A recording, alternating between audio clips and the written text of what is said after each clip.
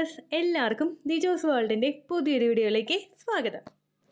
എക്സസൈസുകളുടെ പ്രാധാന്യം, അതും ഫെർട്ടിലിറ്റി എക്സസൈസിൻ്റെ പ്രാധാന്യം ഓരോ ലൈവിലും ഓരോ വീഡിയോയിലും ഞാൻ കൃത്യമായി പറയുന്ന കാര്യമാണ്.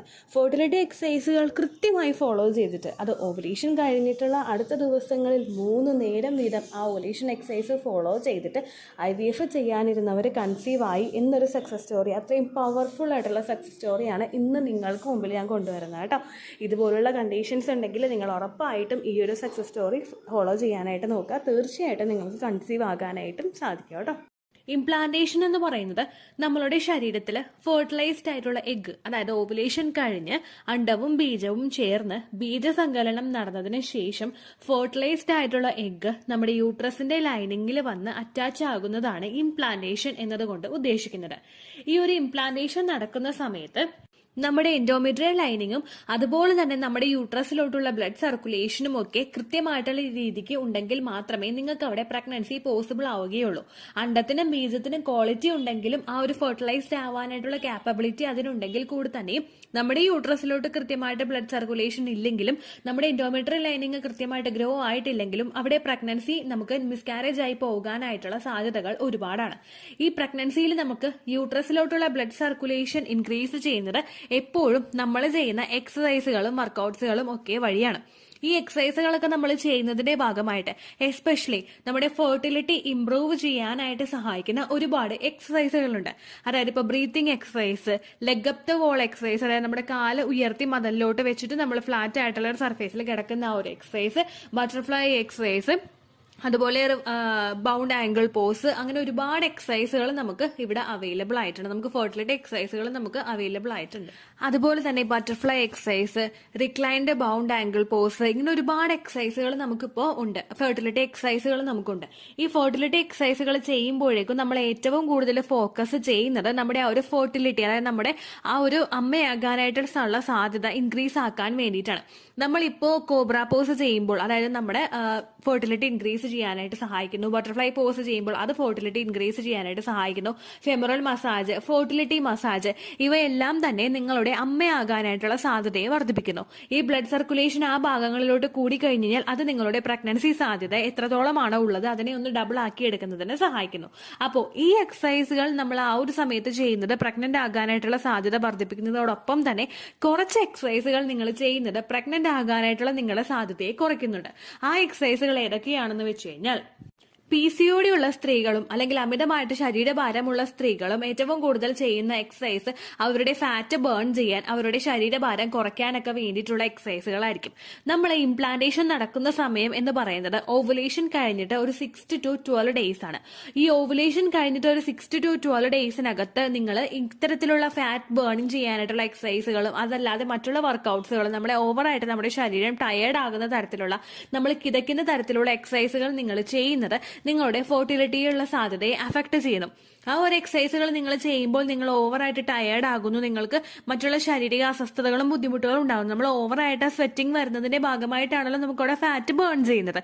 പക്ഷേ ഇങ്ങനെ ഓവറായിട്ടുള്ള എക്സസൈസുകളും വർക്കൗട്ട്സുകളും ഒക്കെ നിങ്ങൾ ചെയ്യുമ്പോഴേക്കും നിങ്ങളുടെ ശരീരത്തിനെ ആ ഒരു നോർമലിലോട്ട് തിരിച്ചു കൊണ്ടുവരാൻ വേണ്ടിയിട്ട് നമ്മുടെ ശരീരത്തിലെ ഓരോ ഭാഗങ്ങളും വർക്ക് ചെയ്തുകൊണ്ടിരിക്കും. കൂടുതൽ ആക്റ്റീവായിട്ട് വർക്ക് ചെയ്യുമ്പോഴേക്കും നമ്മുടെ റീപ്രൊഡക്റ്റീവ് സിസ്റ്റത്തിന്റെ വർക്ക് അല്ലെങ്കിൽ ആ ഒരു പ്രവർത്തനം, അതായത് റീപ്രൊഡക്റ്റീവ് സിസ്റ്റത്തിന് ഇമ്പോർട്ടൻസ് കൊടുക്കേണ്ട ആ ഒരു പ്രവർത്തനം അവിടെ കുറച്ചൊന്ന് ഡൗൺ ആയി പോകുന്നു.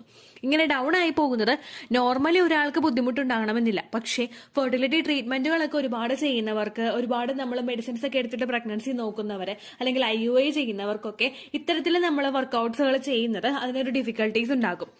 നിങ്ങൾ അമ്മയാകാനായിട്ട് കുറച്ചൊരു ബുദ്ധിമുട്ടുണ്ടാക്കും. അപ്പോൾ നിങ്ങൾ ഓവുലേഷൻ നടക്കുന്ന സമയങ്ങളിലൊക്കെ ഈ ഇത്തരത്തിലുള്ള എക്സസൈസുകൾ, അതായത് നമ്മുടെ ഫാറ്റ് ബേൺ ചെയ്യുന്ന തരത്തിലുള്ള എക്സസൈസുകളൊക്കെ കൂടുതലായിട്ട് ചെയ്യുന്നത് അവോയ്ഡ് ചെയ്യുക.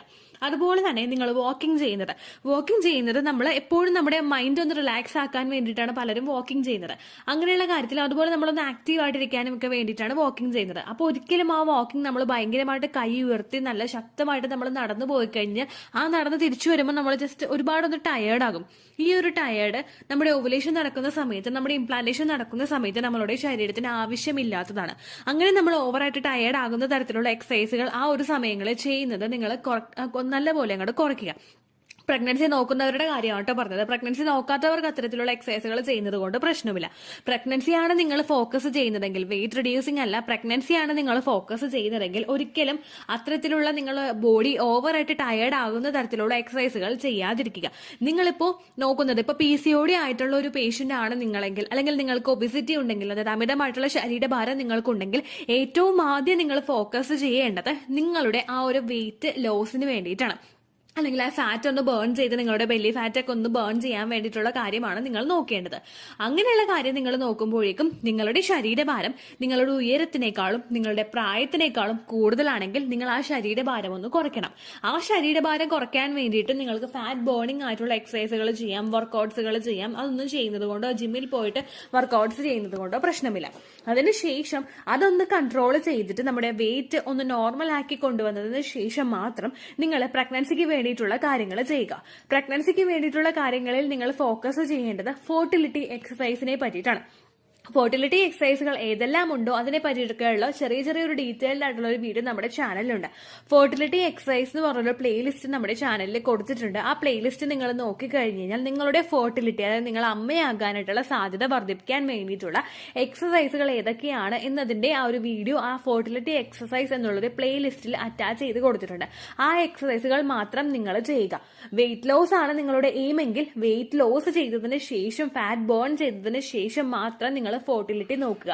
ഒരിക്കലും ഓവുലേഷൻ നടക്കുന്ന സമയത്തോ ഇംപ്ലാന്റേഷൻ നടക്കുന്ന സമയത്തോ നിങ്ങളുടെ ബോഡി ഒരുപാട് ടയേർഡ് ആകുന്ന തരത്തിലുള്ള എക്സസൈസുകളും വർക്കൗട്ട്സുകളും നിങ്ങൾ ചെയ്യാതിരിക്കുക കേട്ടോ. അത് മാത്രമല്ല, നമ്മൾ ഫാറ്റ് ബേൺ ചെയ്യുന്നതിനും അതുപോലെ വെയിറ്റ് ലോസിനും വേണ്ടിയിട്ട് നമ്മൾ ഓവറായിട്ട് ഹെവി ആയിട്ടുള്ള ഒബ്ജക്ട്സ് ലിഫ്റ്റ് ചെയ്യുന്നത്, അതായത് വെയിറ്റ് ഉള്ള ഒബ്ജക്ട്സ് ഒക്കെ ഇപ്പൊ ജിമ്മിൽ പോയിട്ട് പലരും വർക്കൗട്ട് ചെയ്യുമ്പോഴേക്കും വെയിറ്റ് ഉള്ള ഒബ്ജക്ട്സ് നിങ്ങൾ പൊക്കാറുണ്ടല്ലോ. ഇങ്ങനെയൊക്കെ പൊക്കുന്നത്, നമ്മൾ അമിതമായിട്ടുള്ള ഭാരങ്ങളൊക്കെ എടുത്ത് പൊക്കുന്നത്, അതുപോലെ നിങ്ങൾ വെയിറ്റ് വെച്ചിട്ടുള്ള എക്സസൈസുകളൊക്കെ ചെയ്യുന്നത് നിങ്ങളുടെ യൂട്രസിലെ കോൺട്രാക്ഷൻസ് ഉണ്ടാക്കുന്നതിന് കാരണമാകുന്നു. ഈ ഒരു കോൺട്രാക്ഷൻസ് നിങ്ങളുടെ യൂട്രസിൽ വന്നു കഴിഞ്ഞാൽ ഇതുമൂലം യൂട്രസിൽ നടക്കുന്ന പ്രവർത്തനം, അതായത് നിങ്ങളുടെ ഇംപ്ലാന്റേഷൻ പ്രോസസ്സ് അവിടെ ബ്രേക്ക് ആവുന്നു. ഈ ഇംപ്ലാന്റേഷൻ പ്രോസസ്സ് ബ്രേക്ക് ആവുന്നതിന്റെ ഭാഗമായിട്ട് ഈ യൂട്രസിൽ കോൺട്രാക്ഷൻ ഉണ്ടാകുമ്പോൾ ഇംപ്ലാന്റേഷൻ പ്രോസസ്സ് അവിടെ ബ്രേക്ക് ആവുന്നു. ഇങ്ങനെ വന്നു കഴിഞ്ഞാൽ ഈ കോൺട്രാക്ഷൻ മൂലം നിങ്ങൾക്ക് എളുപ്പത്തിൽ, അതായത് പെട്ടെന്ന് നിങ്ങൾക്ക് പീരിയഡ്സ് വരാനായിട്ട് തുടങ്ങും. ഇംപ്ലാന്റേഷൻ നടക്കാനായിട്ടുള്ള സാധ്യത അവിടെ റിഡ്യൂസ് ആകുന്നതിനും അത് കാരണമാകുന്നു. അപ്പൊ ഈ ഒരു കാര്യം മസ്റ്റ് ആയിട്ട് ശ്രദ്ധിക്കാം. ഇത്രയേ ഉള്ളൂ വീഡിയോ. യൂസ്ഫുൾ ആയി കാണുമെന്ന് വിശ്വസിക്കുന്നു. യൂസ്ഫുൾ ആവുന്നുണ്ടെങ്കിൽ ലൈക്ക് ചെയ്യുക, ഫ്രണ്ട്സിനൊക്കെ ഷെയർ ചെയ്ത് കൊടുക്കുക കേട്ടോ. എന്തെങ്കിലും സംശയം ഉണ്ടെങ്കിൽ നിങ്ങൾ കമന്റ്സിൽ ചോദിക്കുക. പണ്ടത്തെ വീഡിയോയ്ക്ക് കമന്റ്സ് ഇടുന്നവർക്ക് റിപ്ലൈ ലഭിക്കുന്നില്ലെങ്കിൽ ലേറ്റസ്റ്റ് ആയിട്ട് ഞാൻ ഏത് വീഡിയോ ആണോ അപ്ലോഡ് ചെയ്യുന്നത് അതിന് താഴെ കമന്റ് ഒന്ന് കോപ്പി പേസ്റ്റ് ചെയ്യാനായിട്ട് ശ്രദ്ധിക്കുക കേട്ടോ. അതുപോലെ ഓവുലേഷൻ ഡേറ്റ് കാൽക്കുലേറ്റ് ചെയ്ത് തരാനായിട്ട് റിക്വസ്റ്റ് ചെയ്യുന്ന ആളുകൾ എത്രയാണോ സൈക്കിൾ ലെങ്ത് അത് മെൻഷൻ ചെയ്യാനായിട്ട് ശ്രദ്ധിക്കുക.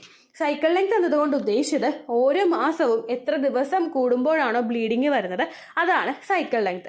കഴിഞ്ഞ മാസം ഒരു 8-ാം തീയതിയാണ് ബ്ലീഡിങ് ആയതെങ്കിൽ ഈ മാസം 6-ാം തീയതിയാണ് ബ്ലീഡിങ് ആയതെങ്കിൽ കഴിഞ്ഞ മാസം 8-ാം തീയതി മുതൽ ഈ മാസം 6-ാം തീയതി വരെ എത്ര ദിവസമുണ്ടോ അത് കാലണ്ടറിൽ എണ്ണി തിട്ടപ്പെടുന്നതാണ് നിങ്ങളുടെ സൈക്കിൾ ലെങ്ത്. സൈക്കിൾ ലെങ്ത് നമ്മൾ കൃത്യമായിട്ട് കാൽക്കുലേറ്റ് ചെയ്യുകയാണെങ്കിൽ ഓവുലേഷൻ ഡേറ്റ് എളുപ്പത്തിൽ കണ്ടുപിടിക്കാൻ വേണ്ടിയിട്ട് ഒരുപാട് ആപ്ലിക്കേഷൻസും ഒരുപാട് ഓൺലൈൻ ആയിട്ടുള്ള വെബ്സൈറ്റുകളും ഇന്ന് നമുക്ക് അവൈലബിൾ ആണ്. പ്ലേ സ്റ്റോറിൽ പോയിട്ട് ഓൺലൈൻ ഓവുലേഷൻ ട്രാക്കർ എന്ന് ടൈപ്പ് ചെയ്ത് കഴിഞ്ഞാൽ നിങ്ങൾക്ക് അതുമായിട്ട് ബന്ധപ്പെട്ടിട്ടുള്ള ആപ്ലിക്കേഷൻസ് കിട്ടും.